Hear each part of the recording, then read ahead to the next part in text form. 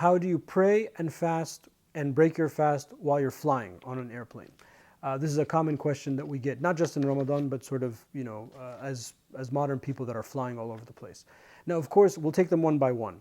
Flying, of course, did not exist at the time of the Salaf, at the time of the Prophet ﷺ. So the discussion of in-flight prayer, as it were, did not really occur until later in Islamic law. And there are two main opinions. Now, the opinion that I follow, the opinion that I was taught, the school of thought that I follow, the system of learning that I follow, is that one of the conditions of prayer is that the place of prayer has to be connected to the earth. And this is as argued by Imam al-Rafi'i, one of the well-known Shafi'i, medieval Shafi'i jurists. So therefore, if you were in a plane, you would not be able to pray because you have not fulfilled a crucial condition, which is it's not connected to the earth. Like you can't pray dhuhr before dhuhr time comes in. One of the conditions is that the time of prayer has to start. So it's sort of the same concept. So if you follow that opinion, what do you do? When you fly, you don't pray. When you land, you make up all the prayers that you missed. It might be one prayer, might be two, might be three, and of course there would be no sin involved because you were in a time in which a main condition of prayer, an integral of prayer, you were not able to fulfill.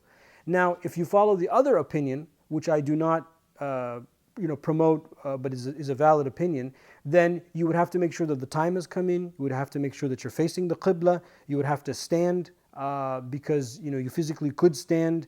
And if you couldn't and you sat on your chair but you were physically able to stand, then when you land you're going to have to make up the prayer anyway because you had some deficiency in it. So I see that opinion as a little bit on the weak side, and I think that the opinion that I follow makes a lot more sense, especially given security concerns. People praying on planes looks weird. So I think that this opinion happens to be something that's easy for us to follow.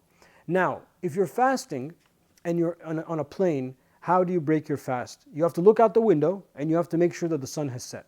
So it's not about following some kind of schedule. It's about observing the signs of the heavens and the earth, as Allah subhanahu wa ta'ala constantly reminds us in the Quran. The sun has to set.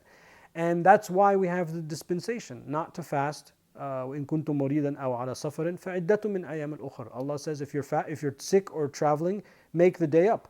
And don't fast that day because you could be in a situation where you're fasting like 30 hours, because the sun's not setting, because you're going the wrong way against the time zone or with the time zone or whatever the case may be. But if you find yourself in a situation when you're fasting and you're on a plane, you have to break your fast according to where you are at that moment. Is the sun set where you are at that moment? Then you break your fast.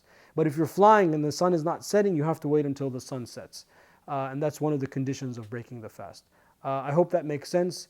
Listen to this post maybe a couple times because this is a common question. And if you understand these rulings, I think you'll be able to find an easy way to adapt to prayer and fasting while traveling. Wallahu a'lam.